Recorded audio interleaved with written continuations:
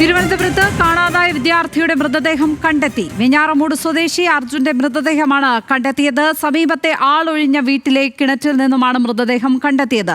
തിങ്കളാഴ്ച മുതൽ കുട്ടിയെ കാണാതായിരുന്നു. ഹാൻസ് ജോൺ ചേരുന്നു വിവരങ്ങളുമായി. ഹാൻസ്, എപ്പോഴാണ് കുട്ടിയുടെ മൃതദേഹം കണ്ടെത്തിയിരിക്കുന്നത്?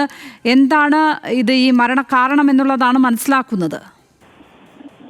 ലക്ഷ്മി, അല്പസമയങ്ങൾക്ക് മുമ്പാണ് വെഞ്ഞാറമൂട് വെച്ച് ഇത്തരത്തിൽ അർജുന്റെ മൃതശരീരം കണ്ടെത്തിയത്. ഈ കുട്ടിയെ ലക്ഷ്മി പറഞ്ഞതുപോലെ തന്നെ കഴിഞ്ഞ തിങ്കളാഴ്ച 6:15 മുതൽ ഈ കുട്ടിയെ കാണുവാനില്ലായിരുന്നു. തുടർന്ന് മാതാപിതാക്കൾ പോലീസിൽ പരാതി നൽകുകയും തുടർന്നുള്ള അന്വേഷണത്തിലാണ് ഇന്ന് വീടിനടുത്തുള്ള സമീപമുള്ള ഒരു ആളൊഴിഞ്ഞ വീട്ടിലെ കിണറ്റിൽ നിന്നും മൃതശരീരം കണ്ടെത്തിയിരിക്കുന്നത്.